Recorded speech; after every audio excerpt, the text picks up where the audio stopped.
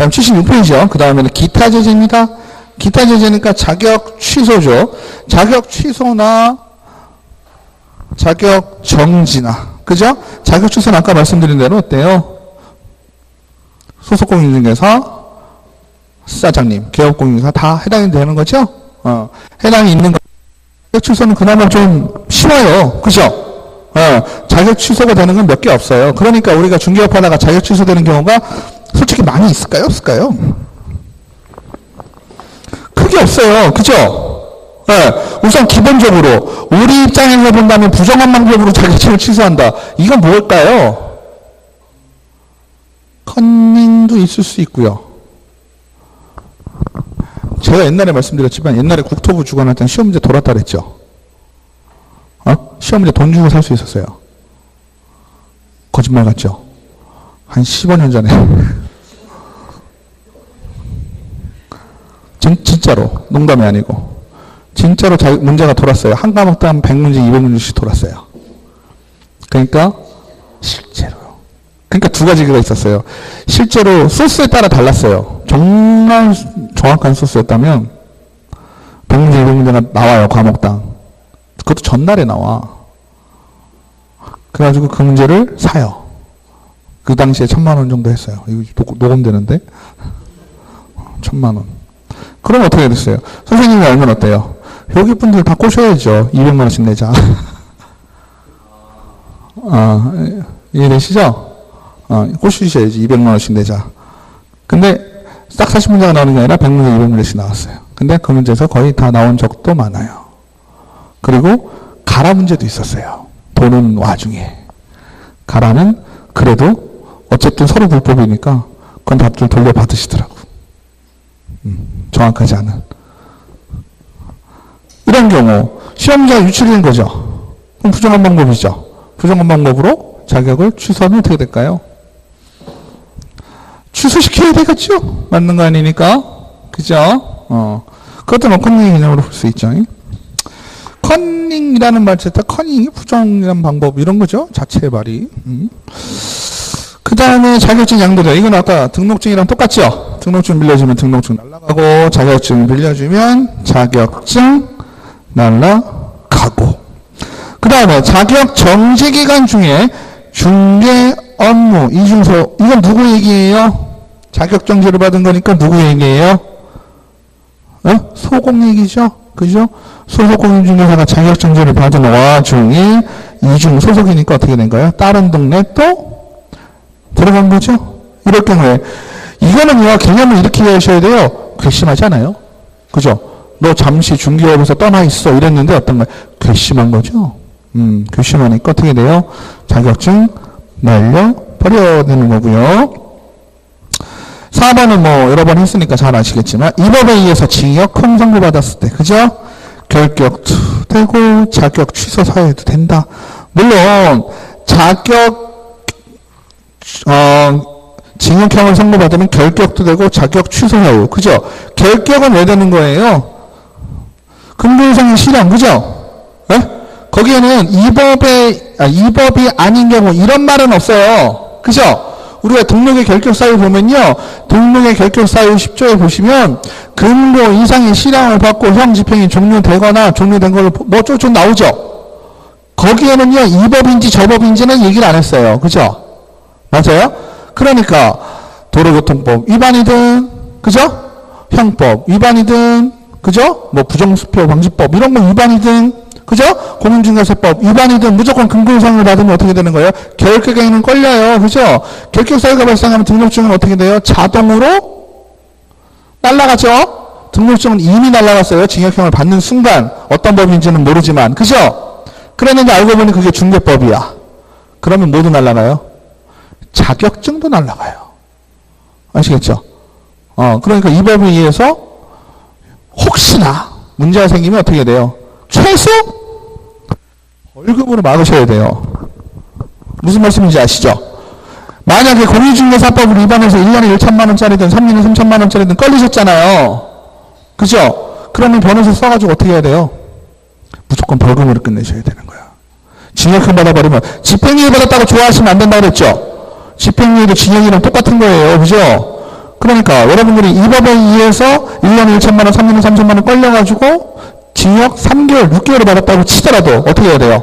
항소, 상고해가지고 무조건 벌금으로 끌어내리셔야 돼요. 그래야지만 뭘 지킬 수 있어요? 자격증 지킬 수 있어요. 그죠? 벌금 500만 원, 1000만 원 받아도 잠시 참으세요. 그죠? 등록만 날라가죠? 등록만 날라가면 3년만 참으시면 어때요? 결격이 해소가 돼가지고 등록 또 하실 수 있죠? 하지만 징역형 3개월짜리 받으시면 어떻게 돼요? 자격 날라가서, 그죠? 3년 동안 시험도 못 보고 등록도 안 되는 거예요. 등록은 뭐 없으니까 못 하는 거지. 그죠? 맞죠? 그 시험을 다시 봐야 되냐? 아니면 쉬었다가 등록만 다시 하냐? 그 차이가 있습니다. 그래서 여러분들이 징역형을 선고하다면 무조건 어떻게 하셔라? 벌금으로 끌어내리실 준비를 하셔라.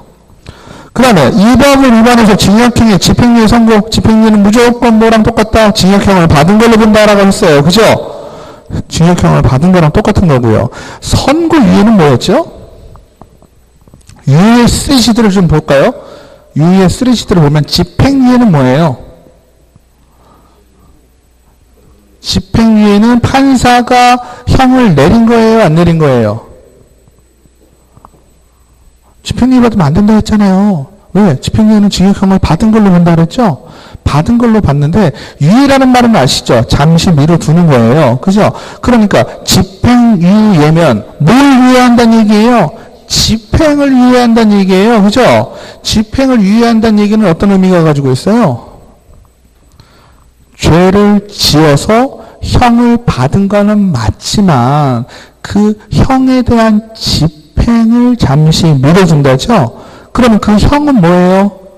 벌금형은 아닐 거 아니에요. 그죠? 벌금형을 미뤄둘 이유가 없지요. 그러면 그 형을 미뤄둔다는 건 네가 그 징역형, 그죠? 금고이상의 실형에 해당하는 죄값은 물어야 되겠지만 너를 현재 상황, 제가 말씀드렸죠. 판사가 많이 하는 말 중에 사회와 격리가 필요하기 때문에 이런 얘기하죠. 사형을 내릴 때는 영원히 격리가 필요하기 때문에 이렇게 얘기합니다. 맞죠? 그러면 격리가 필요하다는 건 안에 들어가서 사회하고 동떨어져 있어라. 잠시 널 가둬두겠다라는 의미잖아요.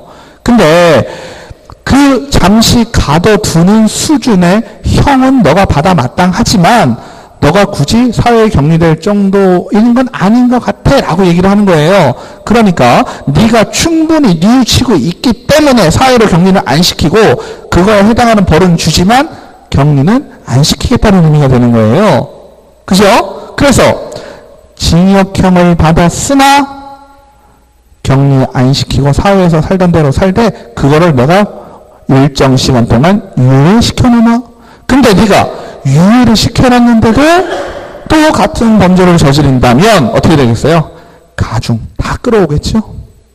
그러면 집행유예라고 한 거는 우리가 시스템에서 죄를 짓게 되면 어떻게 돼요? 경찰에 누군가가 신고했어요. 그죠? 그럼 경찰이 그거를 수사를 하겠죠? 그죠? 수사를 할 때 누구? 검사의 지휘를 받고 검사한테 얘기를 하는 거잖아요. 검사와 경찰은 같이 있다고 보시면 돼요. 그럼 검사 입장에서 어때요? 세상의 죄를 다 없애는 사람이 검사라고 그랬잖아요. 검사가 봤을 때 얘는 죄값을 물어야 되겠다. 그럼 누구한테 물어봐요? 판사한테 물어본다 그랬죠. 그죠? 그래서 판사가 선고를 딱 때리면 형은 맞다. 너는 죄가 있다. 하지만 안 하겠다. 하면 집행유예가 되는 거고. 판사 입장에서 아직 얘가 죄를 지은 것 같긴 한데 내가 이거를 판단할 정도로 큰 죄는 아닌 것 같다라고 판사가 판단을 했을 경우에는 판사가 어떻게 할까요? 죄를 묻는 것 자체를 미룰 수가 있어요. 그거를 뭐라 그래요? 선고 자체를 미루었다. 선고유예다. 선고유예를 받을 경우에는 죄값을 인정해서 그 죄를 그 죄를 판사가 물은 거예요? 안 물은 거예요? 선고유예는 판사가 물은 게 아니죠. 그죠? 판사가 물은 게 아니니까 죄값을 받는 거예요? 안 받는 거예요?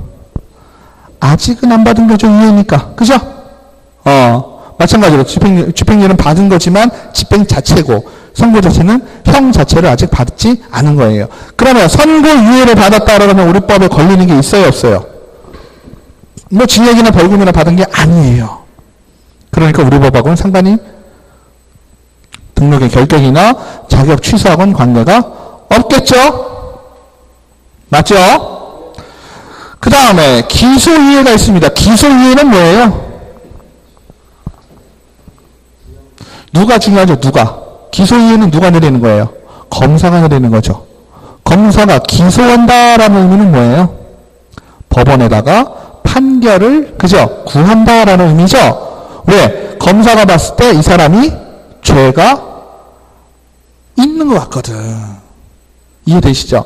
근데 우리가 죄가 있는 것 같거든 이 말을 어디서 들었을까요? 우리 포상금 얘기할 때 잠깐 했었어요. 포상금 그죠? 포상금 50만 원 줄 때 그죠? 포상금 줄 때 포상금을 내가 받을 수 있는 수준이 어디까지라 그랬어요? 네?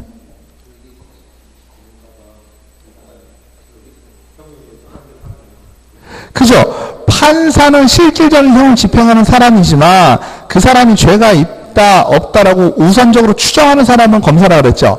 우리가 포상금을 받을 수 있는 수준은 어느 정도다? 검사가 죄가 있다고 인정했을 경우라 그랬죠. 그죠? 검사가 죄가 있다고 인정했을 경우에는 우리가 포상금을 받을 수 있다라 그랬어요. 그러면 기소유예라는 거는 검사가 죄가 있다고 한 거예요? 없다고 추정한 거예요? 응? 있다고 추정한 겁니다. 있지만 내 선에서 봐줄게. 그러면 기소유예 받으면 어떻게 되겠어요? 우리는 포상금을 받을 수 있죠. 맞죠? 근데 아까 선고유예 같은 경우는 죄값이 정확하게 나왔다 그랬어요? 안 나왔다 그랬어요? 안 나왔다 그랬죠.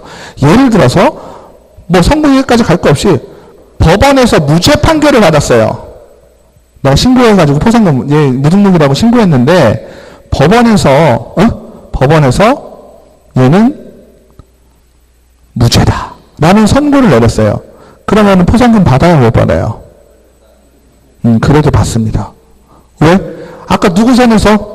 검사 선에서 죄가 있다고 했을 때 우리 포상금 받는다 그랬잖아요. 판사가 어떻게 판단할 건 이게 중요한 게 아니에요. 우리 그 포상금 받을 때는. 그죠? 포상금을 받을 때는 검사가 죄가 있다라고 생각하면 받은 거예요. 그러면 검사가 죄가 없다라고 하는 것은 뭘까요? 불기소나 무혐의 처리. 이건 누가 한다? 검사가 하는 거예요. 검사가 봤을 때 죄가 없네. 불기소에다가 무혐의. 이거를 했단 말이에요. 이럴 경우에는 포상금을 못 받아요. 판사가 무죄라고 했어도 받는데 검사가 불기소나 무혐의 처분하면 못 받는다. 아시겠죠? 그 다음에 구속하고 불구속은 아시죠? 요즘 말이 많이 나오는데 잘 모르시는 분은 불구속되면은 쟤는 살려준 거고 구속되면 쟤는 죽인 거야. 그렇지 않아요? 구속이라는 건 뭘까요? 몸을 구속한다라는 의미는 몸을 속박한다 뭐 이런 거잖아요. 몸을 좀 핍박한다 뭐 이런 개념이잖아요. 즉 어떠한 사건에 대해서 수사를 하는데 어떻다는 얘기예요? 구속 수사면 걔를 가둬놓고 수사를 하는 거고 가둬놨다고 해서 걔가 죄가 있는 거예요 없는 거예요? 없는 겁니다. 무죄 추정의 원칙에 의해서 아직 죄는 몰라요. 하지만 죄가 있는 것으로 사료돼서 그죠? 그럼 구속인지 불구속인지는 누가 결정할까요? 판사가 하는 겁니다. 그죠? 판사가 봤을 때 쟤는 죄가 좀 있어서 도주의 우려가 있거나 증거 인멸의 우려가 있어 이럴 경우에 어떻게 다 구속을 시켜버리는 거죠. 그래서 우리가 일반적인 상식으로 구속이 됐다라 그러면 어떻게 해요? 판사가 어느 정도의 판단을 좀 했다라고 보잖아요. 그죠? 그래서 사회적으로 봤을 때 구속되면 어떻게 돼요? 거의 쟤는 죄값을 치르겠구나 라고 예상을 하잖아요. 그래서 구속이 안 되면 우병우를 왜 안 해? 뭐 이러는 거 있잖아요. 아니에요? 맞죠? 최순실, 박근혜 다 들어갔는데 우병우는 몸빼기야 뭐 이런 느낌? 그리고 박근혜는 안 되죠. 박근혜 전 대통령은 아유 저 사람이 무슨 도주의 우려가 있고 증거인멸의 우려가 있냐고 구속을 시켜 또 이러죠. 그죠? 어쨌든 지금 그런 상황일 경우 구속 불구속 얘기를 하는 거고 우리가 중요하게 생각해야 되는 건 검사 수준에서 아까 포상금 얘기는 그렇고 지금 얘기는 뭐예요? 징역형 받았을 때 그죠? 형을 받았을 때는 판사에 뭐가 있어야 돼요? 반드시 판사의 판결이 있어야 되는 거죠. 쉽게 얘기하면 그죠? 벌금형이든 징역형이든 판사의 판결이 있어야 된다라는 겁니다. 그 다음에 자격정지는 누구에 관한 얘기일까요? 소속 공인중개사죠? 자격정지는요, 자격 취소가 되면 나머지는 다 자격정지. 이건 뭘까요? 소속 공인중개사의 자격정지라고 나오면 위에 보는 자격 취소가 뭐예요? 자격정지 기간에 중개 업무 했잖아요. 다시 말씀드리면 뭐예요? 자격정지가 되는 사유, 자격 취소가 되는 사유, 이거는 해당 누구예요? 소속 공인중개사죠? 아까는 어땠어요? 뭐 등록 취소, 업무 정지 뭐 이렇게 복잡하게 왔지만 지금 얘는 좀 간단하다고 볼 수 있는 게 뭐예요? 뭐에 관련된 거니까? 소속 공인중개사 그 사람만 관련된 거잖아요. 이해되시죠? 아까는 대상이, 그죠? 개업공인중개사, 소속공인중개사 다 될 수 있었잖아요. 등록일 경우에는 뭐 개업밖에 안 되지만 이쪽으로 오게 되면, 그죠? 과태료나 이런 거 다 헷갈릴 수 있는 부분이 많고 종류가 많잖아요. 근데 자격정지다, 자격 취소다라는 얘기가 나와버리면 어떻게 되는 거예요? 자격 취소는 소공 같이 개공이지만 소속공인중개사만 얘기하는 자격정지에 대해서는, 그죠? 소속공인중개사가 자격 취소되는 경우는 뭐밖에 없어요? 대여해주거나, 그죠? 위에 있는 요거랑 결리면 나머지는 다 자격 정지라고 보시면 된다는 얘기죠. 그리고 왜냐하면 뭐가 없으니까요. 등록 취소는 관계가 없잖아요. 소속공인중개사는. 그죠? 그러니까 소속공인중개사에 위반하면 뭐가 있을까요? 이중소속, 그죠? 이중 등록 아니죠. 이중 소속이에요. 얘는 무조건 소속이죠. 그 다음에 인장 등록, 등록하지 아니한 인장, 이중계약서, 당의 행위를. 왜? 아까 이중계약서 같은 경우 어디에 붙었어요? 임의적 등록 취소 사항이었잖아요. 그죠? 근데 얘는 등록이 있어요? 없어요? 없죠? 그러니까 뭔가 문제가 발생하면 웬만하면 다 뭐가 있어요? 그냥 자격정지겠지 뭐. 그죠? 그래서 소속공인중개사에 대한 거는 어떻게 보면 조금 중요도가 떨어질 수도 있겠죠. 이거는 뭐하고 비교하시면 아주 편해요? 앞에 얘기한 업무정지. 그죠? 개업공인중개사의 업무정지하고 거의 비슷하겠죠. 수준으로. 꼭 비슷하게 줘야지. 그죠? 따로따로 주면 안 되니까. 그죠? 근데 달라진 건 뭐예요?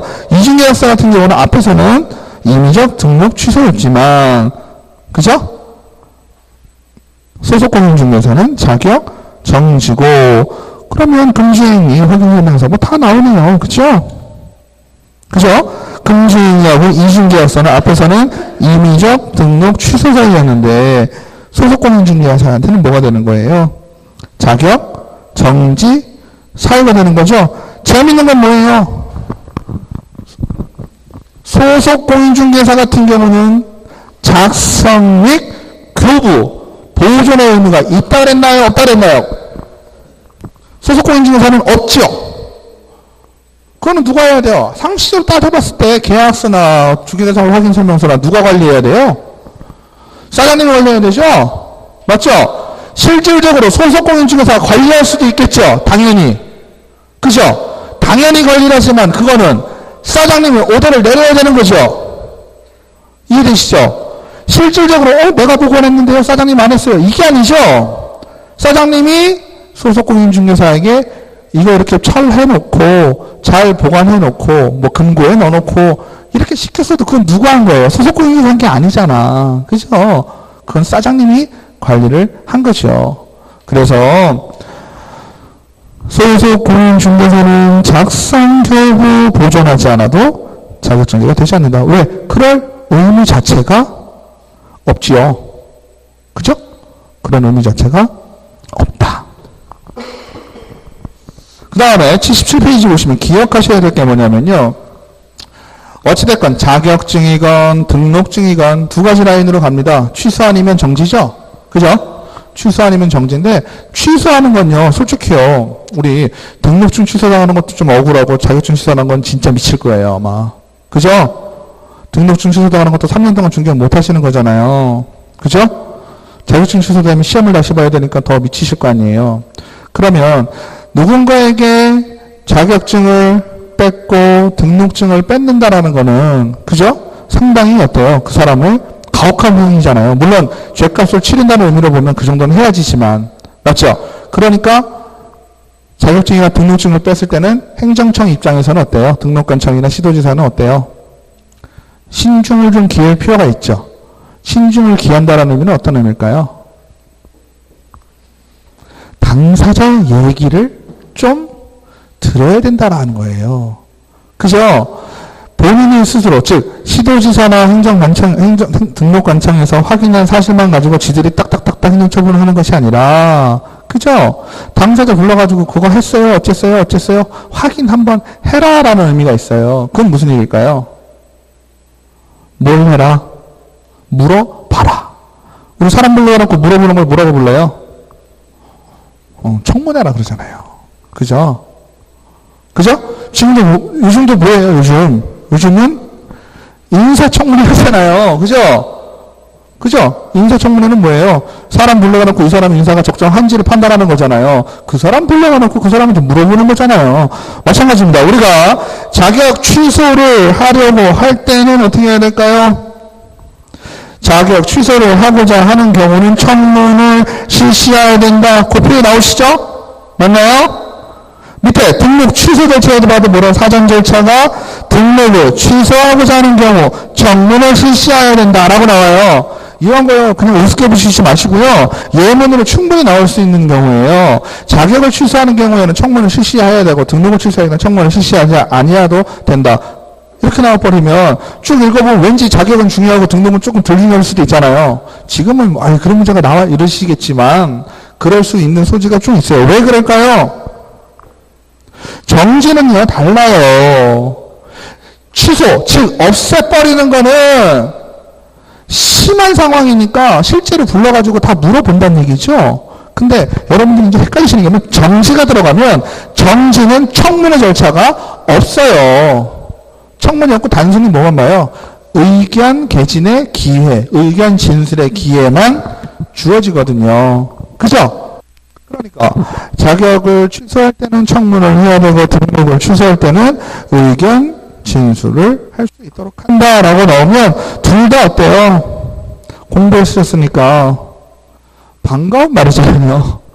그렇지 않아요? 둘 다 나왔단 말이잖아요. 의견 진술이나 청문이나 다 들었단 말이란 말이에요. 그러면 아주 부드럽게 그냥 여러 예문 중에 하나로 그냥 넘어가는 수도 있다는 얘기예요.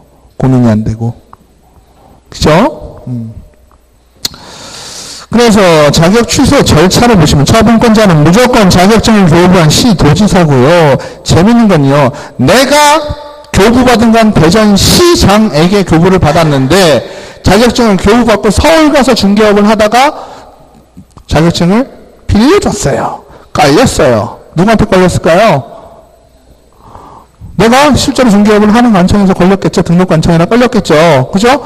그러면 등록관청에서는 걸렸으니까 자격증에 관한 건 조사해서 누구한테 던져주겠어요? 시도지사한테 던져주겠죠. 그럼 서울시장에게 던져줄 거예요. 얘 자격 어떻게 날리라고. 혹은 시도지사가 조사해가지고 자격에 대한 위반을 조사하는 경우도 있죠. 근데 내가 걸렸어요. 자격증 양도한 게 딱 걸렸어. 누구에게? 서울시장에게 걸렸어요. 맞죠? 맞아요? 그러면 자격증을 실제로 나에게 준 사람은 어디예요? 대전시장이죠? 그럼 어떻게 해야 될까요? 소재지의 시도지사가 청문까지 너 왜 빌려줬어? 까지 물어본 후에 누구에게? 대전시장에게 얘기를 해주는 거예요. 내가 이래 해보니 그죠? 내가 이렇게 해보니 얘가 자격증을 빌려준 게 확실하더라. 그죠? 확실하더라. 그럼 어떻게 하면 될까요? 자격증을 교부한 대전시장이, 그죠? 대전시장이 자격을 취소시켜버릴 겁니다. 맞죠? 그 다음에 자격 취소하고자 하는 청문을 실시해야 되고 5일 이내에 자격을 취소한 후에는 5일 이내에 국토부 장관에게 보고하고 다른 시도지사에게 통지. 여기서 5일 조금 동안이면 쳐놓으세요. 우리 웬만하면 7일, 10일이었잖아요. 그죠? 행정청이 나에게 할 땐 7일, 내가 행정청 할 땐 10일. 이렇게 오셨었잖아요. 그죠? 얘 같은 경우는 뭐예요? 원래는 지들끼리는 어때요? 지체 없이잖아요. 그죠? 등록관청끼리는 지체 없이라고 오자 그랬잖아요. 근데 얘 같은 경우는 5일이다. 그 다음에 7일 이내에 자격증을 반납해야 한다. 그죠? 자격증을 반납하지 않으면 어떻게 된다 그랬어요? 이거는 거래사무소하고 관계가 있어요, 없어요? 없죠? 나하고만 관련되어 있죠? 이런 경우니까 과태료 처분을 받을 겁니다. 그 다음에 자격증을 반납해서 없는 자는 사유를 제출을 해야 되고요. 자격을 정지당했다. 자격을 정지당했다. 이건 소속 공인중개사만 되겠죠? 자격증도 결국은 누가 관리해요? 정지나 취소나 다 위에처럼 똑같이 시도지사죠? 그러니까 자격 정지 절차도 똑같을 거고, 단 차이가 있다면 자격 정지 절차는 뭐가 없다? 청문이 없다. 그죠? 청문은 없지만 의견 제출의 기회는 부여한다. 만약에 등록관청이 자격정지 사유를 알게 됐다면 지체 없이 시도지사에게 통보를 하는 것이고, 정지니까, 그죠? 정지니까 국토부 장관이나 아까 자격을 취소할 경우에는, 왜냐하면 국토부 장관이 뭐 한다 그랬었어요? 기본은 시도지사. 그죠? 국토부 장관은 관련이 좀 있는 거잖아요. 특별한 상황일 때는 국토부 장관이 시험을 주관할 수 있다고 했었잖아요. 그래서 국토부 장관에게 얘기를 해주는 거거든요. 그리고 나서 다른 시도, 왜냐하면 시험, 우리가 그냥 일반적으로 느끼는 산업인력공단에서 그냥 해버리니까 이게 뭐 누가 하든 뭔 상관이야 이런 느낌이잖아요. 근데 시험 자체의 개념은 누가 한다는 시도지사가 하니까, 그죠? 내가 살고 있는, 내가 신청한 시도지사가 나를 원래 관리하는 거거든요. 그죠? 그러니까 내가 자격이 취소가 되면 문제점이 뭐예요? 뭘 못해요? 시험을 못 보잖아. 그죠? 시험을 못 보게 하려면 시험을 주관하는 데서 얘는 자격증이 취소당한 애입니다라는 걸 알고 있어야 돼요? 몰라야 돼요? 알고 있어야 되죠. 그러니까 내가 대전시에서 자격증을 취득했다가 취소를 당했어요. 자격 취소를. 근데 만약에 서로 간에 정보가 공유가 안 되면 나 저기 충북도 가서 시험 봐도 되겠죠? 그죠? 그러니까 충북도한테 어떻게 해야 돼? 얘기해줘야 되겠죠. 혹시나 국토부 장관이 주관을 하게 된다. 난 대전시장이 주관한테 시험 봤는데 국토부 장관이 주관을 이번에 하네? 그럼 어때요? 국토부 장관한테 가서 또 시험 봐도 되겠죠? 맞죠? 모를 거 아니에요. 그러니까 나를 취소한 대전시는 국토부 장관과 시도지사에게 당연히 통보를 해야 되겠죠. 왜? 얘 시험 못 보게 하려고. 아시겠죠? 근데 기간이 5일이다라는 거 기억하시면 되겠고, 정지는 어때요? 자격이 없어지는 거예요? 아니잖아요. 그죠? 단순히 정지하는 거니까 자격증 반납할 이유도 없고 통지할 것도 없고 보고할 것도 없다. 그 다음에 등록도 마찬가지죠. 취소는 청문을 해야 됩니다. 그죠? 취소는 청문을 해야 되는데 법인의 해산이거나 개인이 사망할 경우에는 뭐 청문할 수가 없죠. 그죠? 사망시 해산 시에는 청문할 필요는 없어요. 등록관청도 마찬가지로 등록을 취소를 할 경우 사무소 이전 전의 사유로 인한 등록 취소는 어디서 한다? 이전 후. 쉽게 얘기하면 뭐예요? 등록 취소 사유가 발생한 게 중요해요? 등록 취소 처분을 할 때 있는 것이 중요해요? 서울에서 등록 취소 사유가 발생을 했는데 처분까지 시간이 걸리죠. 그죠? 청문회가 되고 이래저래 해야 돼요. 근데 내가 그 와중에 이사해도 상관없죠. 대전으로 이사를 왔어요. 그럼 대전으로 이사 오면 이전 후의 관청은 이전 전의 관청에게 어떻게 된다 그랬어요? 모든, 그죠? 행정 처분을 받았다라든지 행정 처분에 대한 조사를 하고 있는 서류를 다 대전으로 송부하게 돼 있죠. 그죠? 송부해달라고 요청하게 돼 있단 말이에요. 그러니까 그 서류가 다 오면 서울은 어때요? 서울이 아니죠. 서울 강남구. 서울 강남구는 어때요? 속이다? 시원하죠? 왜? 자기가 조사하던 건 마무리 안 줘도 되는 거잖아요. 그래서 수습을 누가 해주는 거예요? 이전 후의 관청에서. 즉 서울 강남구에서 중개업을 명의를 하고 있는데, 그죠? 등록 취소, 등록증을 양도되어 했다라고 칠게요. 그죠? 그 사유가 발생을 했는데 그 와중에 어떻게 한 거예요? 대전 서구로 이사 간 거예요. 그러면 대전 서구청장은 강남구청장에게 야, 너 얘한테 행정처분 내린 거라든지, 그죠? 처음에 등록했던 서류라든지 이런 것 좀 나한테 다 보내, 이런 거죠. 그러면 강남구청장이 서구청장에게 보냈어요. 보내서 서류를 서구청장이 확인을 해보니 어라? 얘가 지금 등록 취소 사유, 등록증 양도 대여로 조사를 하고 있는 중이었구나 라는 걸 알겠죠. 그럼 조사를 누가 해요? 그죠? 조사를 서구청장이 더 다시 하겠죠. 아니 전달을 받거나 해서 취소 처분을 누가 내리는 거예요? 대전 서구청장이 취소 처분을 한다. 그죠? 아까랑은 조금 다르죠? 자격증 같은 경우는 어땠어요? 자격증은 조사나 이런 거는 현재에서 다 하지만 애초에 그자에게 자격증을 준 사람에게 통보를 해서 거기서 취소를 시킨다 그랬었잖아요. 맞죠? 근데 등록증은 어때요? 이전 후에 관청, 조사 중일 때 이사를 가면 이전 후에 관청에서 행정처분, 즉 등록 취소를 한다. 아시겠죠? 여기 글씨 뭐라고 되어 있어요? 이전 전 등록 관청이 쫓아가서 하는 것은 아니다. 즉 이전 전은 등록 관청이 어디예요? 서울 강남구죠. 강남구에서 대전 서구로 쫓아가서 하는 것은 아니다. 그래서 거기 뭐라고 써 있어요? 추노가 아니다. 그죠? 안 오시는 분은 모르시는 건 아니잖아요. 추노 아시죠? 추노. 네? 추노가 노비 쫓는 사람은 추노잖아요. 노비 추적하는 그 옛날에 드라마 했던 거 아니에요? 제가 못 봤는데 내용을 본 것 같은데. 그죠? 그러니까 추노처럼 대전으로 도망갔다고 대전까지 쫓아와가지고, 그죠? 대전에 있는 사람에게 맡긴다라는 거죠. 그 다음에 등록 취소를 하면 등록 자체는 누구의 소관이에요? 등록 관청의 전적인 소관이죠? 그죠? 자격증 같은 경우는 좀 복잡했던 얘기죠?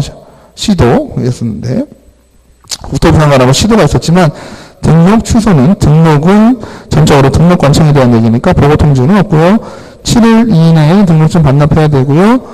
법인의 회사일 경우 아까 개인일 경우 사망하면 그죠? 반납할 게 있다 그랬어요? 없다 그랬어요? 그냥 없다고 그랬었잖아요. 그죠? 근데 법인일 경우에는 없는 게 아니잖아요. 개인이 사망하면 없는 거지만 법인은 회사는 그 대표자였던 사람이 있기 때문에 법인의 회사일 경우 등록 취소에 대표자였던 자가 7일 이내 등록증을 반납을 해야 되고요. 사유서 제출 등록은 없고 사망 시 세대를 같이 하는 게 등록증 반납 규정도 없습니다. 세대를 같이 하는 건 아들이나 그죠? 남편이나 아내나 이런 사람들이 등록증을 반납해야 되는 규정은 법인과 비교해서 없다는 뜻이에요. 아시겠죠? 그러니까 사망 해산일 경우에는 해산일 경우만 대표자이었던 자가 7일 이내에 반납해라. 그죠?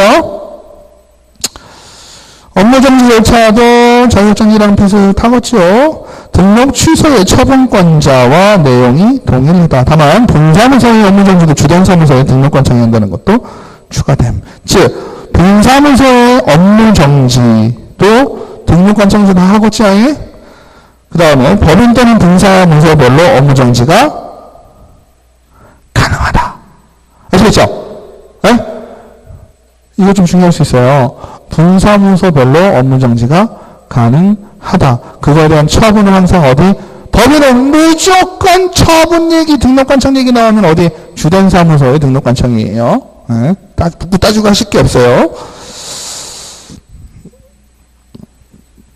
주된 사무소 또는 분사무소, 이게 무슨 얘기일까요? 업무정지가 아니고 법인 또는 분사무소별로 업무정지는 가능하다. 이게 무슨 얘기죠? 네?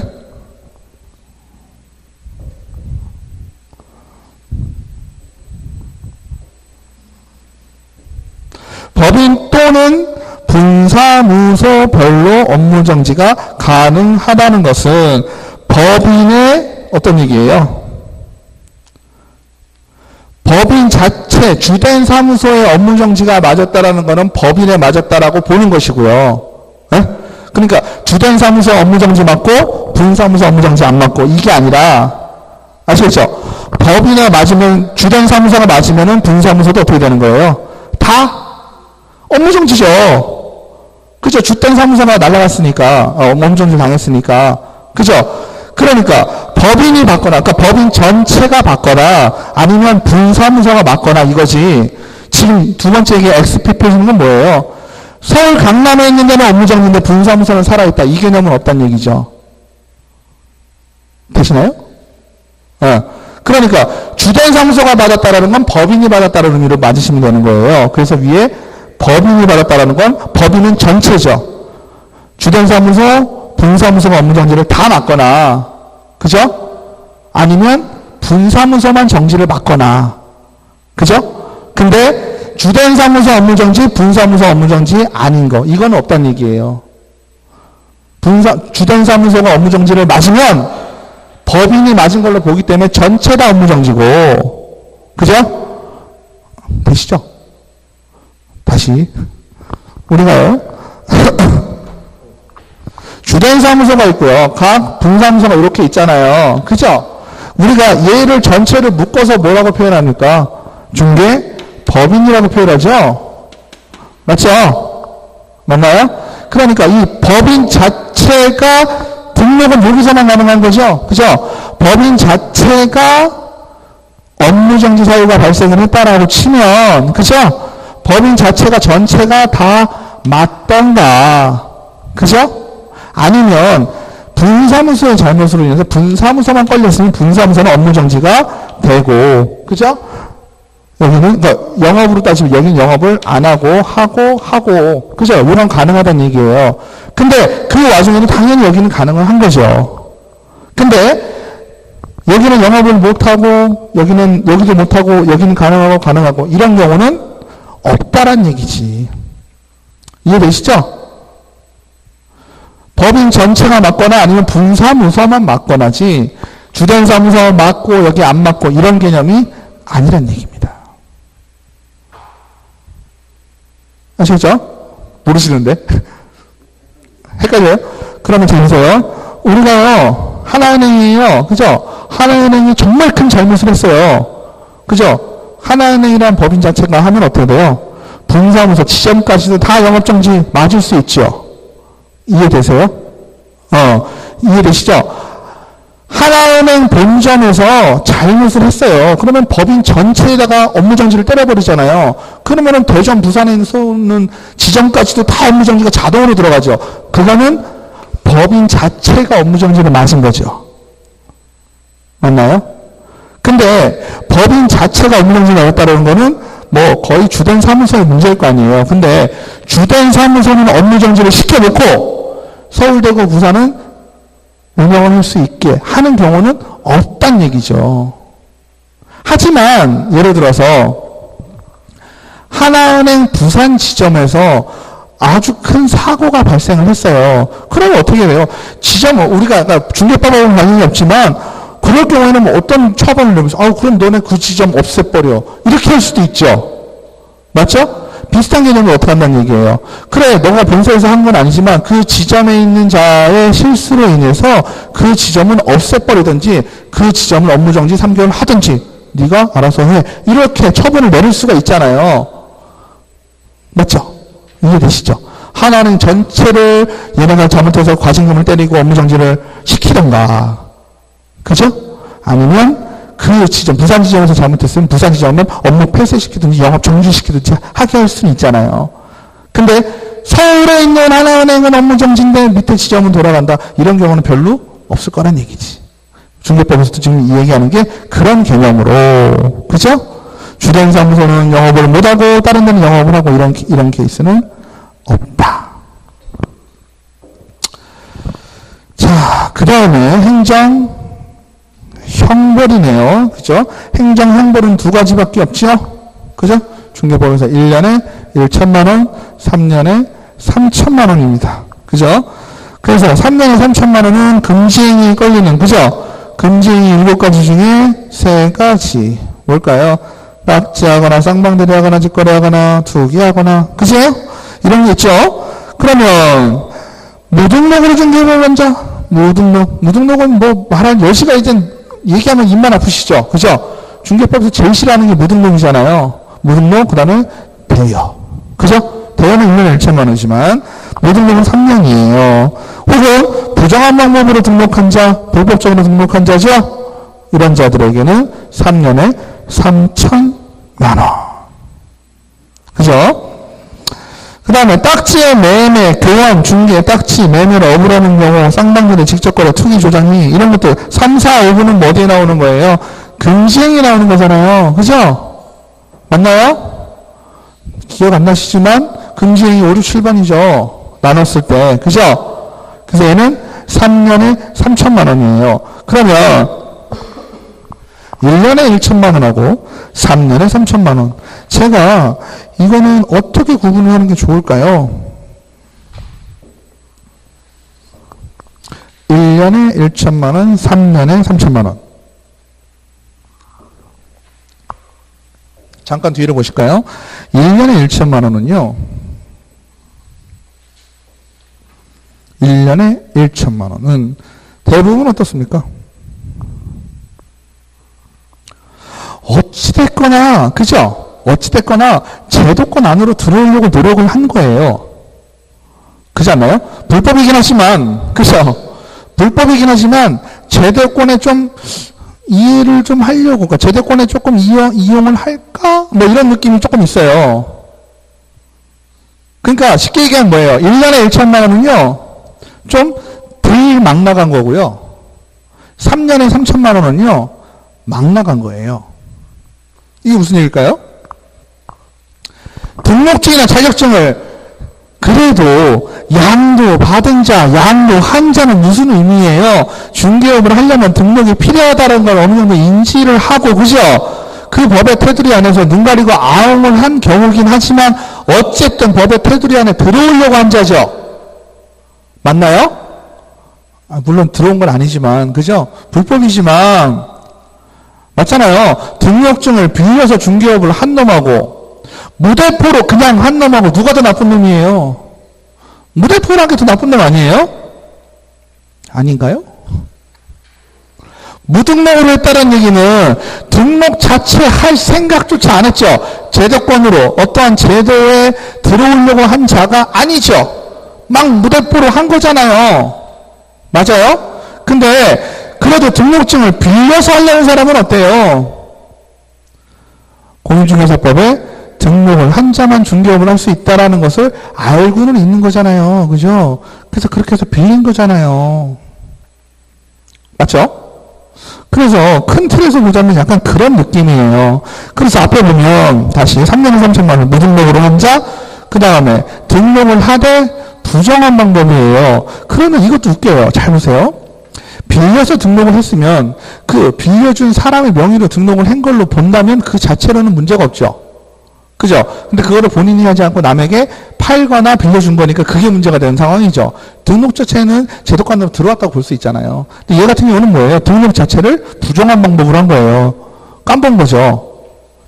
충청도 말로 깜봤다 그러도 무시한 거잖아요. 그죠? 얼마나 무시를 했으면 무등록으로 하든지 아니면 부정한 방법으로 등록을 하겠어요. 맞잖아요. 그죠? 그 다음에 딱지의 매매, 교환을 중개. 딱지 같은 경우는 우리가 딱 아무것도 몰라도 부동산을 아무것도 모르시는 분들도 어때요? 딱지 매매하면 저게 부동산 투기를 조장한다라고 이해할 수 있죠. 아니에요? 아니 그렇잖아요. 뭐 딱지 사고 팔았다 이러면 아 그 동네 부동산 잘 되나 보다. 아 근데 저 사람 때문에 우리가 욕할 때 그러잖아요. 좋은 쪽으로 얘기하면 딱지에 너번에 사가지고 500만 원, 1000만 원 벌었어 이러면 너 투자 잘했네 이렇게 얘기하지만 한편으로는 어때요? 아유 그거 뭐 불법적으로 그렇게 한다고 생각할 거 아니에요. 물론 딱지가 불법적으로 거래가 안 되는 것도 있고 거래가 되는 것들도 있어요. 그죠? 주택 분양권 되잖아요. 분양권, 상가 분양권 다 돼요. 그죠? 전매제한 없는 것들은 다 되잖아요. 문제가 없어요. 법적으로 하자가 없어요. 세금만 잘 내면 돼요. 프리미엄 받았으면 그거에 대해서 세금만 잘 내면 돼. 그죠? 근데 우리가 딱지하면 불법적인 거죠. 청약 통장, 입주권 뭐 이런 것들 얘기하는 거잖아요. 그죠? 그런 것들은 부동산 투기를 조장한다라고 이해하실 수가 있잖아요. 맞죠? 그 다음에 공인중개사가 하지 말아야 될 것 중에 하나가 뭐예요? 직거래 있잖아요. 직거래 하지 말라 그러죠. 왜 그럴까요? 공인중개사는 우월한 정보를 갖고 있잖아요. 다른 사람에 비해서. 그죠? 아니에요? 맞잖아요. 그죠? 그럼 그 정보를 이용해서 어떻게 보면 거래 당사자를 보호하지를 못하고 거래 당사자를 이용한 개념이 된 거죠. 이것도 결론은 뭐하고 관계가 있어요? 부동산 투기. 그죠? 아닌가요? 공인중개사가 직거래한다는 것도 어떻게 보면 부동산 투기와 관련이 있잖아요. 그죠? 그 다음에 5번도 투기 조장이. 그러니까 3번, 4번, 5번 같은 경우 금지행위 이는 세 개는 뭐예요? 세 가지는 거의 부동산 투기 투기와 관련이 있는 거죠. 그러니까 우리가 3년에 3천만 원이다 하면은 막 나가는 애들 무등록, 그죠? 부정한 방법으로 등록, 그에다가 부동산 투기 주장하는 사람들. 용어 자체가 투기도 있고 공인중개사가 직거래나 쌍방대리, 쌍방대리 말도 안 되는 얘기라 그랬죠? 그것도 투기를 조장할 수 있는 우려가 있잖아요. 자기가 조정을 해가지고, 그죠? 그리고 딱지 같은 거. 딱지는요, 딱 저걸 하셔야 돼요. 매매에서도 안 되고요. 중개에서도 안 되고, 딱지 매매를 어불에서도 안 돼요. 아시겠죠? 매매를, 딱지 자체는 나오면 다 걸리는 거예요. 중개에도 안 되고, 매매에도 안 되고, 매매를 어불에도 안 되는 거예요. 아시겠죠? 그러니까, 매매를 어불에도 안 된다는 건 매매를 계속해서도 안 된다는 거고. 그죠? 매매는 매매 자체는 안 되잖아요. 그죠? 직거래, 매매업 하지 말라 했잖아요. 그죠? 딱지일 경우에도 마찬가지다. 그래서 얘는 3년에 3천만 원. 그래서 3년에 3천만 원은 뭐가 떠오르셔라? 투기나 무등록. 그죠? 무등록까지는 하나 정도는 기억이 잘 나실 거예요. 3년에 3천만 원 하면. 그죠? 그럼 무등록과 줄줄이 이어서 나오는 게 무등록과 또 부정등록, 그 다음에 투기와 관련되어 있는 아이들. 이 정도로만 기억을 해놓으셔도 3년은 되겠죠. 그죠? 무등록까지는 기억이 나실 거란 말이에요. 하나 정도는. 무등록, 부정등록, 그 다음에 투기와 관련되어 있는 아이들은 중개법에서 어떻다? 가장 세게 처벌을 하는구나 라고 이해하시면 되겠죠. 부정한 방법으로 등록을 한다면 예를 들어서 뭐 공무원을 매수한다든지 뭐 이런 거 아닐까요? 그럴 수 있겠죠? 그러니까 뭐 지금 말씀하신 거는 어떻게 보면 이제 뭐 등록증 양도되어 뭐 이런 거랑 비슷하지 않냐라는 뉘앙스이신 것 같은 느낌인데 그런 거보다도 그죠? 아예 예를 들어 등록에 결격이 있었는데 내가 그죠? 등록에 결격이 있었는데 이거를 좀 잘 좀 해줘봐. 파산자예요. 예를 들어서 파산자인데 법원을 선고를 받은 자인데 파산 선고 신고가 아직 안 간 상황이라든지 아니면 왔는데 그거를 보고를 누락시키게 해서 부정한 방법으로 등록을 했다든지 뭐 이럴 수 있을 것 같아요. 그죠? 그 다음에 넘기셔서 1년에 1천만 원, 1년에 1천만 원은 어떻게 될까요? 3년에 3천만 원 이외의 것들은 1년에 1천만 원이겠죠. 웬만하면. 그죠? 맞죠? 근데 이건 좀 헷갈리는 게 뭘까요? 겹치는 게 좀 많아요. 이중등록, 이중소속, 이중사무소 다 어땠나요? 이중등록과 이중소속은 뭐였어요? 그죠? 그 이중소속, 사무소 설치는 임치. 이것 때문에 골치 아픈 거예요. 이게 복잡한 게. 얘네들이 1년에 1천만 원을 묶이긴 하는데, 그죠? 1년에 1천만 원을 묶이긴 하는데, 절대적 등록 취소인지, 임의적 등록 취소 사유인지, 이게 이제 같이 맞물려가지고 복잡해지는 거거든요. 그죠? 그러니까 우리가, 뭐 차 같은 경우도 이렇게 모드라는 게 있잖아요. 우리가 세팅을 한다, 이런 개념 있잖아요. 그러니까 1년에 1천만 원, 3년에 3천만 원은 어떻게, 그 개념에서 내용은 비슷하지만 나누셔야 되고요. 그러니까 그건 못 외우시니까 3년에 3천만 원은 가셔야 되는 거고, 우리가 거꾸로 앞에 거랑 비교했을 때, 제가 나눠드린 거 보면 거기에는 같이 써놨잖아요. 그죠? 거기에서 3년에 3천만 원, 1년에 1천만 원 행정행보로 따로 없는 것들 있죠? 그거만 확인하시면 될 것 같아. 그죠? 아시겠죠? 어차피 3년에 3천인지 1년에 1천인지 어렵게 물어보면 1년에 1천짜리인지 3년에 3천인지 물어보고선 둘 다 아닌 경우가 있을 수 있겠죠. 시험을 어렵게 낸다면. 그죠? 왜냐면 우리가 3년에 3천짜리만 내면 나머지는 1년에 1천이라고 생각을 하잖아요. 단순하게. 근데 시험 문제 냈는데 1년에 1천짜리가 아닌 걸 내버리는 거야. 이러면 정말 화나는 문제가 되는 거죠. 3년에 3천짜리 다 외웠으니까. 무등록, 부정한 등록, 사기, 투기 이 세 가지만 놓으면 3년에 3천짜리 정리가 됐잖아요. 그 나머지는 1년에 1천만이라고 갔는데 시험 문제에서는 1년에 1천짜리가 아니었던 거야. 근데 읽어보면 다 임의적 등록 취소 사유고 막 이런 것들이 있단 말이에요. 그런 게 헷갈릴 수 있다는 거지. 그래서 그거는 정리를 조금 하시면 좋을 것 같고요. 그래서 보면 어때요? 이중등록, 이중소속, 이중사무소 설치, 임시, 중개, 시설물 설치. 그런데 이중계약서는 형벌이 또 없어요. 그죠? 이중계약서는 형벌이 없다는 얘기는 1년에 1천에 안 걸린다는 얘기예요. 이중계약서를 작성을 한 거는. 그죠? 이중계약서를 작성을 하면 어떻게 됩니까? 아까? 그죠? 임의적 등록 취소 사유잖아요. 그죠? 등록 취소될 수 있단 말이에요. 이중계약서를 쓴 건. 근데 행정형벌은 행정형벌은 어떤 식으로 이해를 하시자 했었어요. 또 이제 말을 만드는 거죠. 말을 막 만드는데 행정형벌이라고 하는 거는 주체가 누굽니까? 징역형이나 벌금형은 누가 내리는 거예요? 판사가 내리죠. 그죠? 판사가 형벌을 내렸다라는 의미는 어떤 의미인가요? 사회적으로 무리를 일으킬 수 있는, 즉 당사자만의 문제가 아니라, 그죠? 네가 한 행위가 반사회적 행위다라고 규정을 좀 하는 거죠. 그죠? 근데 이중계약서 작성 같은 경우는 좀 어때요? 개인 간의 문제고, 또 지금은 주체가 누구예요? 지금 형벌 누구한테 내리는 거예요? 당사자에게 내리나요? 공인중개사한테 내리죠. 공인중개사 입장을 조금 헤아려 준 거예요. 이중계약서를 작성했는데 행정형벌이 없다는 의미는, 이중계약서를 작성을 했을 때 공인중개사는 어쩔 수 없이 당사자의 요구를 들어줬다라고 판단하는 거예요. 아시겠죠? 그러니까 웬만하면 다 1년에 1천만 원, 잘 모르시면 1년에 1천만 원 다 찍고 긴 걸로 찍으세요. 그죠? 근데 하나만 기억하시자면 이중계약서는 형벌이 없다. 등록증 양도되어받은 자, 이중등록, 이중소속, 이중사무소 다 누구한테 피해가 갈 수 있어요? 거래 당사자와 그 이해 사람들한테 피해가 갈 수 있는 부분들이잖아요. 그죠?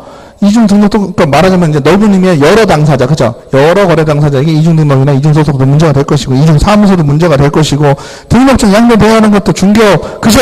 공정한 거래 질서에 반하는 행동들이잖아요. 그것들이. 결론은 뭐예요? 공민경제 이바지하기 힘들다고 판단한 거죠. 중개법에서 처벌을 한다는 얘기는. 그죠? 그 다음에 공인중개사는 아닌 자가 공인중개사 또는 이와 유사한 명칭 사용, 다 누구에게 피해가 가요?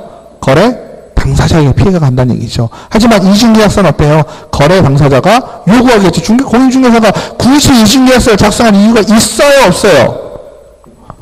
없죠. 굳이 따지자면 뭐 수수료 더 받기 위해서? 근데 그건 말이 안 되는 얘기예요. 그죠? 어떤 미친 사람이 어떤 미친 거래 당사자가 중개수수료 더 주려고 업계약서를 씁니까? 그죠? 그건 말이 안 되는 거잖아요. 거기서의 주체는 공인중개사가 아니라 누구다? 거래 당사자니까. 나머지 것들은 공인중개사가 주체가 되어서 어때요? 거래 당사자 쪽으로 피해를 주는 거잖아요. 그죠? 그 다음에 비밀을 누설한 자, 이거는 반의사 불벌죄라고 했습니다. 그죠? 반의사 불벌죄는 뭐다? 의사에 반하여 죄를 처벌하지는 않는다는 의미죠. 의사에 반하는 누구의 의사예요? 당한 사람이에요. 그죠? 당한 사람의 의사에 반대하여서, 즉 당한 사람이나 처벌 내려주지 마세요 이랬는데 그 의사를 반해서 처벌을 내리지는 않는다는 의미죠. 그죠? 그러면 당하는 사람이나 저는 용서해 줄게요 이러면 문제는 없죠. 그건 뭐예요? 비밀을 누설했을 경우. 그죠? 그 다음에 금지의 중에, 금지는 1, 2, 3, 4번입니다. 명초 판매라고 되어 있는데요. 명의를 물려주거나 초과하여, 뭐예요? 초과하여 중개수수료를 받거나, 판단을 그르치게 하거나, 매매를 업으로 하거나. 그죠? 이런 경우에는 1년에 1천만 원. 그죠? 그 다음에, 거래정보사업자가 정보공개 의무 위반. 아까요, 또 거래정보사업자하고 잠깐 우리가 문제가 됐던 게 뭐였죠? 팔렸음 안 하면 뭐 한다 그랬어요? 좀 과한 느낌의 업무 정지였죠. 맞아요? 그러면 얘 같은 경우는 뭐예요? 거래정보사업자, 주체가 거래정보사업자죠? 거래정보사업자가 정보 공개 의무를 위반했다. 의뢰받지 않은 것을 공개하거나 의뢰받은 것과 다르게 공개. 차별적 공개. 차별적 공개는 뭐예요? A라는 공인중개사와 B라는 공인중개사가 같이 물건을 올려놨는데 누구는 그 매물 반짝반짝반짝 해놓은 거고. 그죠? 어떤 사람은 그냥 잘 보이지도 않게 해놓은 거죠. 차별적으로 공개하지. 절대 하지 말라 그랬었잖아요. 그래서 이런 경우에는 1년에 1천만 원. 그 다음에 계약공인중개사가 아닌 자가 중개재산물에 표시광고를 한 경우. 이건 뭘까요? 표시광고? 중개 대상물에 표시한 거니까 뭐가 되겠어요? 찌라시. 그죠? 전단지 작업. 그죠? 지나가다 건물에 붙여있는 것들 있잖아요. 그거 반드시 누가 하게 돼 있어요? 공인중개사가 하게 돼 있어요. 그 전단지에는 어떤 내용이 들어가야 된다고 그랬었나요? 어렵게 생각하지 말자 그랬죠. 그 전단지에는 쉽게 얘기해서 모이면 전혀 문제 없다 그랬어요. 명함 복사에는 문제 없다 그랬죠. 기억나시나요? 명함에 있는 내용 다 쓰시면 된다 그랬어요. 그러면 명함에 있는 내용을 쓰니까 명함은 여러분들이 다 알고 계시잖아요. 공인중개사가 아니라 그래도 다 알고 있어. 그렇죠? 명함에 나오는 거 한번 생각해 보세요. 첫 번째 뭐 나올까요? 사무소 명칭 나오지 않겠어요? 그죠? 명함을 한번 생각해 보세요. 명함을 쓰면 우리가 명함만 볼 때 사무소 이름부터 쓰죠. 어떤 명함이든지. 그죠? 그 다음에 뭐 써요? 내 이름 쓰죠? 맞죠? 그 다음에 뭐 써요? 전화번호 쓰잖아요. 전화번호 쓰고 그 밑에 뭐 써요? 주소 쓰잖아요. 그죠?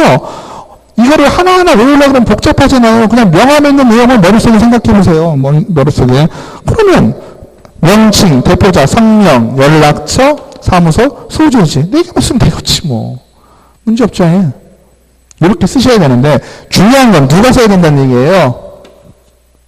전화번호 같은 경우가 대표자, 핸드폰, 대표자, 전화. 이걸 써야 된다는 얘기죠. 그래서 문제가 많았던 거예요. 왜 그럴까요? 전단지 작업을 사장님이 하는 경우가 있을까요?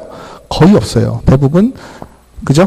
원룸이나 아파트 많이 하시는 실장님들이 그 많이 합니다. 그 많이 붙여놓고 같은 공인중개사 사무실인데도 전화번호가 한 5개 돼요. 전단지마다 달라요. 똑같은 조그맣게 써있어요. 무슨 공인중개사. 알고 보니 여기도 무슨 공인중개사, 저기도 무슨 똑같거든요. 알고 보면 핸드폰 번호가 달라요. 이런 경우가 있다는 얘기죠. 그래서 표시 광고법 위반으로 걸릴 수 있는 부분이 이 전화번호 때문에 그래요. 다른 거야 다 자기 사무실 사장님 거 써놓으니까 문제 없죠. 그래서 이런 경우 1년에 1천만 원에 걸리게 되는데, 그 다음에 양벌 규정이 있습니다. 양벌 규정은 뭘까요? 양벌 규정. 직원이 한 것을 내가 한 걸로 본다. 그거 있었죠? 맞나요? 행정형벌을 직원이 받았을 경우, 그죠? 사장님도 양벌 규정에 의해서 어떻게 된다 그랬어요? 동일한 수준의 벌금형만 받는다. 징역은 안 받아요. 자, 근데 만약에 직원이 벌금형을 받으면 어떻게 될까요? 사장님도 같은 수준의 그냥 벌금형을 받는 거예요. 무조건 직원은 징역형 받고 사장님은 벌금형 받는 이 개념이 아니라 1년에 1천만 원이면 벌금형 받을 수도 있고 징역형 받을 수도 있잖아요. 그죠? 근데 기본적으로 어떻겠어요? 사장님은 양벌 규정이라는 것은 어떤 거에 대한 죄를 묻는 거예요? 관리 책임을 묻는 거잖아요. 그죠? 관리 책임을 묻으니까 기본적으로 어떨까요? 네? 기본적으로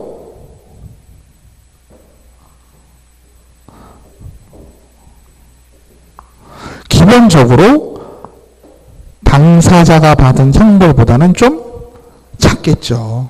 관리 책임에 대해서 묻는 거니까. 맞죠? 그러면 징역을 받았어요. 징역하고 벌금은 서로 가늠할 수가 없으니까 징역이 무조건 센 거죠. 그러니까 직원이 징역형을 받으면 벌금형을 얼마를 받든지 간에 무조건 더 약한 거고요. 같이 벌금형을 받았다 싶을 때는 사장님은 직원보다는 벌금형을 더 작게 받을 거예요. 그죠? 그리고 양벌 규정에 의해서 500만 원의 벌금형을 받았다라고 했으면 우리는 딱 문득 떠올라야 되는 게 이런 큰일 났네. 300만 원 넘어서 벌금 받으면 우리는 등록증이 날아가는데 등록이 결격사에 딱 걸리는데 라고 생각을 하지만 실질적인 규칙 사유가 있어요? 없어요? 없죠. 그죠? 직원이 잘못한 거잖아요. 만약에 직원과 짜고 공모를 했다 그러면 이거는 양벌 규정으로 받는 게 아니고요. 당사자로서의 벌금형을 받든지 뭘 했겠죠. 그죠? 이거는 양벌 규정에 의해서 받은 거기 때문에 양벌 규정을 받았다라는 자체가 사장님은 잘못이 없다란 뜻이에요. 그죠? 그 사안에 대해서는 물론 관리 책임은 있었지만 아시겠죠? 그 다음에 그러니까 결과적으로 500만 원 받았다 손 치더라도 결격에 해당이 되는 거예요? 안 되는 거예요? 해당이 안 되는 거예요. 아시겠죠? 500만 원, 1000만 원, 2000만 원을 받았어도 결격 사유에 해당이 되지 않아요. 사장님은. 아시겠죠? 그 다음에 과태료에는 양도 규정이 적용되지 않고요. 법인뿐만 아니라 개인도 양도 규정이 적용되고요. 재밌는 건 어때요? 양도 규정은 빠져나올 수 있는 부분이 따르죠? 그죠? 빠져나올 수 있는 부분 어때요? 사장님이 항상 매일같이 어땠다? 직원에 대한 교육을 소홀히 하지 않았다. 이럴 경우에는 빠져나올 수 있는 부분도 양도 규정이에요. 그죠? 민사상의 책임, 행정처분은 어때요? 빠져나올 부분이 없어요. 아시겠죠? 직원의 실수하면 얘기했죠. 식당에서 물 쏟으면 사장님은 무조건 나서 비릴 수밖에 없다고요. 사장님은 무조건 무과실 책임, 그죠? 부진정 연대 채무를 진다고 했잖아요. 그죠? 그러니까 그건 빠져박도 못하는데 행정형벌에서 양도 규정은 빠져나올 수가 있다는 얘기예요. 자, 그 다음에 500만 원 이하의 과태료. 500만 원은 누구만 생각하시라고 그랬어요? 협회하고 거래정보사업자만 생각하시면 돼요. 그죠? 공인중개사들은 개업공인중개사와 상관이 없고요. 거래정보사업자 협회만 생각하시면 500만 원은 그때만 나와요. 그죠? 그래서 협회는 법률규정 위반 시 무조건 500만 원 이하의 과태료다. 그죠? 그 내용을 보시면 뭐 특별한 거는 없어요. 왜냐면 이거는 나누시는 게 아니니까. 그죠? 이러한 잘못을 딱 읽어보면 잘못이겠죠. 그죠? 근데 시험을 어렵게 낸다 그러면 여기에 규정되지 않은 잘못을 500만 원이라고 써놓을 수는 있을 것 같아요. 그죠? 근데 거의 그럴 일은 많지 않다라고 보시면 되겠어요. 협회 500만 원까지도 굳이 이렇게 어렵게 외우실 상황은 많이 아니하실 것 같아요. 근데 500만 원 중에 예외가 하나 있어요. 예외. 500만 원은 협회와 거래정보사업자가 기본이다라고 하시면 되는데요. 딱 하나 예외가 있어요. 딱 하나 예외가 뭘까요?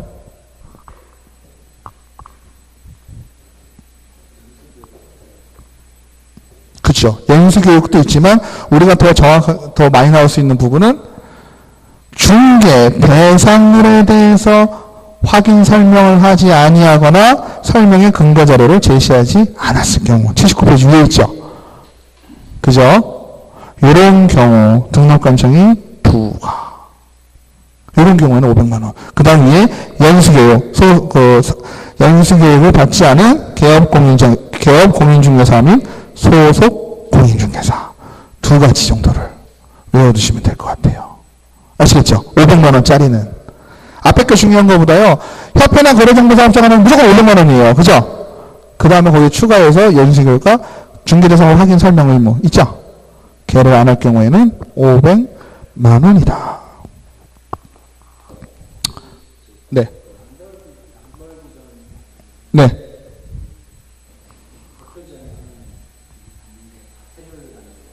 아니죠. 벌금을 받지만, 벌금이에요, 벌금.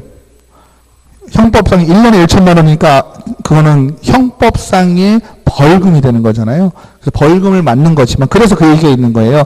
우리가 원래 300만 원 이상의 벌금은 등록이 결격이 되는데, 양벌 규정에 의한 거는 규칙이 나 때문이 아니잖아요. 나는 감독상의 문제만 있는 거기 때문에 그것은 벌금형을 받은 걸로 보지 않아주는 것 뿐이지, 실제로는 벌금이에요. 그러니까 우리 입장에서는 솔직히 어때요? 되게 좀 억울해요. 벌금은 우리가 뭐라 그랬으니까. 빨간 줄 가는 거라 그랬으니까. 그죠? 그 다음에 업무정지 처분의 시효제도. 업무정지 사유가 발생한 날로부터 3년이 경과할 때는 업무정지 처분을 할 수 없다. 이 얘기는 뭘까요? 우리가 시효라는 건, 시효 완성이라는 건 뭐죠? 어떠한 처분을 할 수 있는 사실이 발생을 했다. 사유가 발생을 했지만 그거에 대해서 처분을 하지 아니하면 안 한 걸로 보는 거잖아요. 시효 완성이라고 표현하잖아요. 그죠? 업무정지 같은 경우는 시효가 있지만 등록 취소, 자격 취소, 자격정지는 시효 제도가 아예 없습니다. 그러니까 5년 전, 10년 전의 사유로 자격 취소가 될 수도 있겠죠. 하지만 업무정지는 어때요? 3년이 지나면 시효가 완성이 돼요. 그죠? 3년 지나면 업무정지를 내릴 수 있어요? 없어요? 내릴 수 없다라는 거죠. 그죠? 그 다음에 행정, 제재, 처분 효과의 승계, 폐업 신고 전의 개업 공인중개사에 대한 업무정지 처분과 과태료 처분의 효과는 그 처분일로부터 1년간 재등록하는 개업 공인중개사에게 승계된다. 이 얘기는 아시죠? 에? 이 얘기는 뭘까요? 우리가 과태료 여러 번, 그죠? 업무정지 여러 번. 이거 어때요? 폐업을 했다 다시 해도, 자, 보세요. 우리가 업무정지 처분을 받게 되면 어떨까요? 과거 1년을 무조건 따지게 됩니다. 얘가 몇 번째인지. 그죠? 3번이 나오시잖아요. 그죠? 그러니까 얘는 업무정지를 시킬 것인지 아니면 뭘 할 것인지 처분을 정확하게 내리기 위해서는 과거 1년을 따져봐야 된다는 얘기예요. 근데 이 순간에 폐업을 했어요. 이때 업무정지 맞았는데. 업무정지는 길지 않으니까 업무정지의 기간이 이때 끝날 것이고요. 그죠? 그럼 이때 다시 재개업을 한 거예요. 재개업을 했는데 또 업무정지를 맞았어요. 그 업무정지를 맞는 순간 어때요? 폐업이든 뭐든 상관없고요. 그냥 업무정지 사유 처분일로부터, 그죠? 처분일로부터. 처분이니까 사유가 발생하고 처분이 요즘 되겠죠? 무조건 과거 1년을 따져봐서 업무정지가 있었냐 없었냐를 따지는 거예요. 그 사람 쫓아가니까 등록을. 아시겠죠? 그러니까 폐업을 했다 손 치더라도 업무정지를 받고 폐업을 하든 뭘 했던 간에 이 날짜로부터 그 전에 있었던 상황이 다 어떻게 되는 거예요? 폐업 전의 상황도 다 소급해서 쓴다. 이거는 왜 그럴까요? 나쁜 맘 먹고 하면 솔직히 폐업하는 게 어려워요? 폐업하는 거 쉽죠? 등록하기도 쉽죠? 우리는. 왜? 등록제니까. 그죠? 이게 허가제다 이러면은 웬만하면 잘 안 할 건데 허가를 또 받아야 되고 좀 불편하니까. 그죠? 근데 등록제이다 보니까 폐업하고 다시 재등록하는 게 아주 쉬워요. 그죠? 그럼 내가 폐업해가지고 업무정지 받은 사실이나 이런 것들이 다 없어진다면 사람이 웬만하면 다 폐업하고 다시 재개업할걸요? 그죠? 맞죠? 근데 폐업을 중간에 했다 손 치더라도 어떻게 된다는 거예요? 폐업 전에 맞은 업무정지에 대한 효력은 업무정지를 받았다는 사실은, 그죠? 쉽게 거꾸로 얘기하면 뭐예요? 1년간 앞으로도 유효가 된다는 얘기예요. 네가 폐업을 하고 재개업을 하고 뭔 짓을 하던 간에, 그죠? 유효하다. 그래서 폐업 전에 업무정지 사유 위반 재등록하는 업무정지 처분을 받을 수 있다. 이 얘기는 뭘까요? 폐업 신고 전에 업무정지 사유를 위반을 했어요. 그죠? 근데 재등록을 한 다음에 업무정지 처분을 받을 수 있다. 업무정지를 안 받으려고 폐업한 건 아니지만, 그죠? 이런 경우는 이게 다르죠. 자, 보세요. 헷갈릴 수 있어요. 내가 지금 업무정지 사유가 발생을 했어요. 발생을 했는데, 발생하고 그냥 폐업했어요. 이거 하고.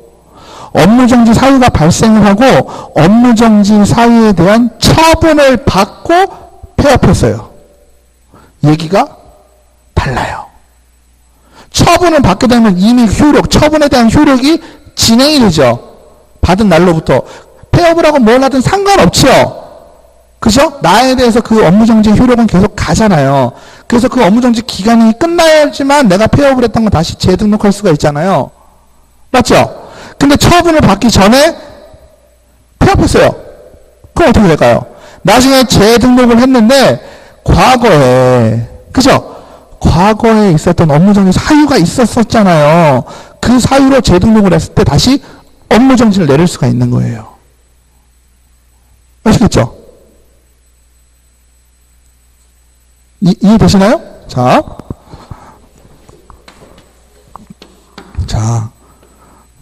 지금 2015년 7월에 업무정지 사유가 발생했어요. 근데 2015년 9월에 업무정지 처분을 할 것이에요. 그죠? 이렇게 할 수 있죠. 얘는 사유가 발생하고요. 맞나요? 근데 처분이 발생한 후 업무정지가 예를 들어서 6개월, 9, 10, 11, 12, 1, 2, 2월까지죠? 2016년도 2월까지 지금 업무정지 상태죠. 맞나요? 업무정지 상태인데 2015년 10월 달에 폐업을 해버렸어요. 그죠? 폐업을 하고 다시 2016년 3월 달에 재개업을 했어요. 그러면 이 업무정지 기간 중에는 내가 지금 일을 했어요, 안 했어요? 안 했죠. 전혀 문제가 없는 상황이에요. 맞죠? 근데 똑같은 상황인데요. 똑같은 상황인데 2015년 7월에 발생을 하고 9월에 처분을 받았잖아요. 처분을 받아야 하는데 이때 뭘 한 거예요? 폐업을 한 거야. 폐업을 했어요. 폐업을 해가지고 2016년 2월로 하죠. 뭐 2월에 다시 재기업을 했네요. 그죠? 이 상황이에요. 이 상황 경우는 어떻게 되냐면 사유가 발생한 것을 근거로 2016년 2월에 다시 재기업을 했잖아요. 2016년 3월에 업무정지 처분을 내릴 수 있다는 얘기예요. 받고 폐업을 해야 되는 거, 내가 폐업할 상황이라면. 근데 중요한 건 뭘까요? 그걸 신경 안 쓰고 그냥 폐업하는 경우 있잖아요. 그죠? 똑똑하게 내가 그 업무정지 처분이 걸렸다라는 사실을 모른 채로 가는 경우도 있고, 그죠? 난 진짜 순수한 마음으로 폐업을 했는데, 그죠? 폐업을 했는데 다시 차렸더니만 이게 뭐 이사유가 아니라 뭐 그 훨씬 그 전일 수도 있잖아요. 시효가 이건 있으니까 몇 년, 3년만 안 넘으면 되잖아요. 그러니까 할 수 있는 거예요. 근데 재밌는 건 이 기간이, 이 폐업의 기간이 2015년 9월부터 아니, 지금 8월이겠죠. 그죠? 8월부터 들어갔잖아요. 근데 재기업을 2016년 2월에 한 것이 아니라 2016년 10월에 했어요. 그럼 폐업 기간이 1년 이상이죠. 1년 이상 동안 폐업을 한 거죠. 그러면 이럴 경우에는 업무정지를 시킬 수가 없다는 얘기예요. 업무정지의 그 개념을 우리가 어떻게 이해를 하셔야 되는 거예요? 업무정지는 잠시 중기업에 발들이지 말고 자숙해라라는 의미로 받아들이는 거잖아요. 그러니까 1년 정도 폐업. 왜 그럴까? 그러면 업무정지 기간하고 관계가 있겠죠? 업무정지 기간이 보통 몇 개월이니까요? 6개월 이내잖아요. 6개월 이내니까 1년 정도 쉬었으면, 그죠? 뭐 본인, 자의건 타의건 간에, 그죠? 떠나 있었으니까, 그거를 봐주겠다라는 의미로 해석을 좀 하시면 될 것 같아요. 그래서 폐업 기간이 1년 이상이 됐을 경우에는 그 전, 폐업 전의 사유로 재기업을 했을 때, 재등록을 했을 때 업무정지를 하지 못하지만 1년 미만일 경우는 지금처럼 업무정지를 새로 과거의 업무정지 위반 사유를 이유로 업무정지를 명할 수가 있다.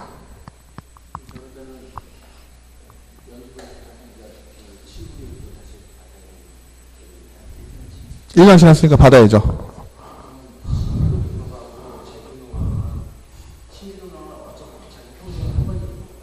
신규 등록이요? 재등록이라고 해서 그 등록 절차가 바꿔지는 건 아니고요. 신규나 재등록이나 똑같죠. 등록 절차는. 예. 근데 실무교육 이수 수료증이라는 개념을 내가 지금 폐업한 지 1년이 안 됐습니다라고 얘기를 하는 거죠. 그러니까 실무교육의 효력이 살아있다라고 얘기를 하겠죠. 재등록이라서 절차가 다른 건 아니고 똑같습니다. 그 다음에 폐업 신고 전에 등록 취소 사유 위반, 아까는 업무정지 사유 위반이었고 등록 취소 사유 위반도 재등록한 후 등록 취소 처분을 받을 수 있다. 다만 폐업 기간이 3년을 초과. 어떨까요? 아까 업무정지는 몇 년이었어요? 1년이었죠. 왜? 업무정지 기간이 6월 이내니까 1년 정도까지 기간을 봐준 거고, 등록 취소 사유는 어떻게 될까요? 등록 취소 사유는 우리 등록 취소 사유를 받게 되면 어떻게 돼요? 절대적이든 상대적이든 등록 취소를 받으면 몇 년 동안 못합니까? 3년 동안 우리 결격이잖아요. 그러니까 폐업 기간이 3년이 넘는다고 치면 어떻게 될까요? 등록의 결격을 다 넘어갔다고 보는 거예요. 그래서 3년이 넘으면, 왜냐하면 취소 처분은 시효가 있어요, 없어요? 시효가 없으니까 3년이든 5년이든 상관없이 시효상으로만 따지면 매길 수 있잖아요. 근데 폐업 기간이 3년이 넘을 경우는 어떻게 된다는 얘기예요? 3년을 초과한 재등록 기업공인 중에서는 등록 취소 처분을 하지 않는다라고 되어 있죠.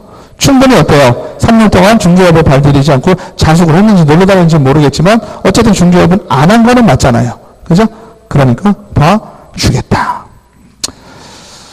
그 다음에 폐업 기간이 2년이라면 등록을 취소한다. 그러나 3년 결격 기간, 2년 폐업 기간, 즉 이 등록 취소일로부터 1년의 결격 사유에 해당한다. 이거는 뭘까요? 등록 취소를, 좀 재밌죠? 만약에 폐업을 3년을 한 것이 3년을 넘었으면 등록 취소가 안 걸리겠죠. 그죠? 근데 폐업을 2년하고 재등록을 했는데 알고 보니까 3년 전에 등록 취소 사유가 있었던 거예요. 그래서 폐업 2년하고 재등록을 했더니만 등록 취소에 걸린 거야. 그죠? 그럼 등록 취소에 걸리면은 어떻게 돼요? 3년 동안 등록을 하지 못하죠. 근데 이 사람은 어때요, 지금? 등록 취소 사유가 발생한 후에 폐업을 2년 동안 해서 나름 중개업을 떠나 있었죠. 그거는 인정을 해주겠다. 그러니까 폐업 기간 2년 동안 폐업한 것을 봐줘서 결격을 몇 년으로 봐주는 거예요? 1년으로 봐주는 거예요. 원래는 3년인데. 이해되시죠? 그러니까 3년을 폐업했으면 문제없이 그냥 가는 거였고. 그죠? 이거 자칫 오해하면 어떻게 되나요? 2년을 폐업했는데 또 3년을 먹죠? 그러면 총 5년 동안 등록의 결격이 발생하는 게 되니까 형평성에 문제가 있다고 볼 수 있잖아요. 그죠? 차라리 1년만 폐업 더 할 걸 이러면 등록 취소가 안 되는 거니까 그냥 가는 건데. 그죠? 그러니까 형평성의 문제인 것 같아요. 그래서 등록 취소 사유가 발생을 하고 폐업을 했다라고 친다면 폐업한 기간만큼을 결격의 기간에서 빼준다 라고 이해하시면 되겠습니다. 그래서 업무정지와 자격정지의 부과기준은 국토교통부령으로 정하고 과태료 부과기준은 대통령령으로 정한다. 업무정지와 자격정지는 가중하더라도 1년을 초과할 수 없다. 자격정지에서 이중소속, 이중이어서 검증에는 부과기준이 2월이다. 나머지는 3월이고. 그리고 100만원 이하. 이런 것도 더 잘 하셔야 되겠죠. 우리 500만원 문제가 나왔어요. 만약에 협회가 뭐랬다 그럴까요? 그래서 공제사업 운영 실적을 공시하지 않았다 해서 200만 원이 과태료 처분을 받았다. 맞다 틀리다? 맞다로 하셔야 되는 거예요. 왜? 우리가 지금 공부하신 거는요. 500만 원 이하의 과태료잖아요. 그건 상한선을 얘기하는 거지 500만 원을 내라고 하는 게 아닙니다. 아시겠죠? 그러니까 협회가 운영실적을 공시하지 아니해서 200만 원의 과태료를 맞았다. 맞다? 틀리다? 맞다. 벌금도 마찬가지죠? 그죠? 1년에 1천만 원짜리 사유가 이중등록을 해서 걸렸어요. 그래서 600만 원의 벌금을 받았다. 맞는 얘기다. 우리가 조심해야 될 건 뭐다? 이중등록을 했는데 벌금 1,500만 원을 받았다. 이건 틀리다. 아시겠죠? 공부 잘 하셔야 돼요. 1년에 1천만 원, 과태료 100만 원. 그 다음에 과태료 500만 원. 그거는 상한선을 의미하는 것이지. 그죠? 그 금액을 하라는 거는 아니다. 3년에 3천만 원도 마찬가지죠. 징역형 6개월 받아도 상관없는 거예요. 3년에 3천만 원짜리에도. 아시겠죠? 그래서 그것만 조심하시면 되시겠습니다. 오히려 이중소속한 소속 공인중개사가 징역 1년 2개월을 받았다. 이런 걸 잡아내셔야 되는 거예요. 아시겠죠? 그 다음에 100만원, 부동산 거래 신고 등에 관한 법률에서 3천만원 취득가의 100분의 1을 5분의 1 범위 안에서 가중도는 감경 가능하다라는 건 참고로 보시면 되겠고요. 중개항상 시 거래 당사자에게 교부에 관한 건 계약서, 확인설명서, 공제증서죠. 그 중에 계약서, 확인설명서는 당연히 업무 정지가 될 것이고요. 제가 한번 말씀을 드렸었는데 공제증서 같은 경우는 어떠랬어요? 공제증서는 안 줘도 공제에 대한 효력은 유효하다라고 했죠. 그러니까 거래 당사자에게 피해를 주는 거예요, 안 주는 거예요? 실질적인 피해를 주는 것은 아니죠. 이런 거니까 업무정지까지 줄 건 아니란 얘기죠. 그래서 과태료 처분을 한다. 그래서 이렇게 보시면 크게 그죠? 행정처분에 관한 얘기, 행정형벌에 관한 얘기, 행정질서벌에 관한 얘기 세 가지를 정리를 하시는데 스토리가 좀 있게 이해를 조금 하시면 나중에라도 그죠? 우리 시험은 기술적으로 푸는 거니까 찍으실 때 그죠? 조금 방향성을 가지고 하면 확률이 높다라고 말씀을 좀 드리고 싶습니다. 좀 쉬었다 하겠습니다.